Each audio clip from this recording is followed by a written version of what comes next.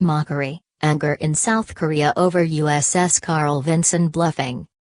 U.S. President Donald Trump said he was sending an armada to Korean waters to potentially deal with threats from Pyongyang. But its no-show has caused some South Koreans to question his leadership and strategy regarding their unpredictable neighbor in the north.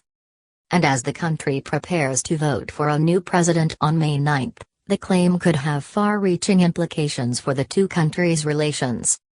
What Mr. Trump said was very important for the national security of South Korea, presidential candidate Hong Joon-pyo told the Wall Street Journal. If that was a lie, then during Trump's term, South Korea will not trust whatever Trump says, said Hong, who is currently trailing in the polls. South Korean media also seized on the conflicting reports on Trump's armada, led by the aircraft carrier USS Carl Vinson. One newspaper headline called it Trump's Carl Vinson lie, and speculated that the Russian and Chinese leaders must have had a good laugh at its absence. Meant to present a robust defense against a potential nuclear test by Pyongyang, the report likened the bluff to North Korea's shows of force, where fake missiles are paraded through the streets of the North Korean capital. Like North Korea, which is often accused of displaying fake missiles during military parades, is the United States, too, now employing bluffing as its North Korea policy. It asked. Sending the armada. In the face of antagonism from North Korea last week, Trump had said the USS Carl Vinson carrier group was being deployed to waters off the Korean peninsula. "We are sending an armada. Very powerful," Trump told Fox Business Channel's Maria Bartiromo. "We have submarines. Very powerful. Far more powerful than the aircraft carrier. That, I can tell you." It turns out the carrier group was never actually steaming towards the peninsula, but rather heading to joint exercises with the Australian Navy. U.S. officials insist it's now on its way to the Sea of Japan, known in South Korea as the East Sea. It still hasn't arrived. South Korea reacts. If Trump's initial declaration was a bluff, it appears to have worked. The anticipated North Korean nuclear test didn't materialize. But questions remain over the efficacy of the tactic over time. I understand strategic ambiguity for military authorities. However, it's different for a political leader, Yang Moo-jin, of the University of North Korean Studies, told CNN. Trump, Vice President Mike Pence and Secretary of Defense James Mattis all used this to raise tension and pressure North Korea. Strong nations' power comes from transparency, not the opposite. How does the U.S. expect South Koreans to trust the U.S. when its leader bluffs and exaggerates? South Koreans' feelings were hurt considerably by remarks by the leader of a close ally. Confusion reigns.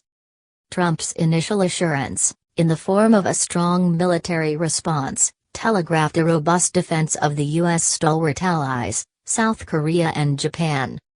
It also ratcheted tensions on the peninsula, prompting North Korea's deputy ambassador to the UN to warn that the U.S. was risking nuclear war with its actions on the peninsula. Any hostile act is inherently a dangerous calculation when dealing with an unstable actor like North Korean leader Kim Jong-un. A senior administration official later said a miscommunication between the Pentagon and the White House was to blame for the mixed reports. White House Press Secretary Sean Spicer, however, compounded the confusion by doubling down on the president's assertions. "We have an armada going toward the peninsula. That's a fact," he told a skeptical press corps during his daily briefing on Wednesday, arguing that, in the broadest sense, the president's statement was accurate because the ships would eventually get to the waters between North Korea and Japan. Meanwhile, the U.S. and South Korean military are currently engaged in joint training exercise at the Kunsan Air Base on the west coast of the Korean peninsula. North Korea has long objected to the two countries' annual joint maneuvers. "We've been tasked to do these yearly exercises because we always have to be ready to defend the Republic of Korea, and we've been doing it obviously for a while, and we will keep doing it as need be." Political thin ice. The bluff, if that is what it was, comes at a precarious time for South Korean politics. In less than a month, the country will go to the polls to elect a replacement for impeached President Park Geun-hye. In addition to the comments about U.S.-South Korea relations made by Hong, the presidential candidate from Park's ruling party, the confusion over the U.S. response to the potential nuclear tests has led to questions about how much the government and the military knew about the location of the Vinson and its group. Questions about what this means in the context of the election, where Pyongyang's increased belligerence has been a key election talking point, abound. Both South Korea and the U.S. are in close cooperation to deter North Korea's provocations and to pursue peace and stability of the Korean peninsula, a South Korean Defense Ministry official said. The Defense Ministry has been and is closely working together with the U.S. military. However, it is inappropriate for the ministry to go into details about the strength of the U.S. military operation. Wounded pride.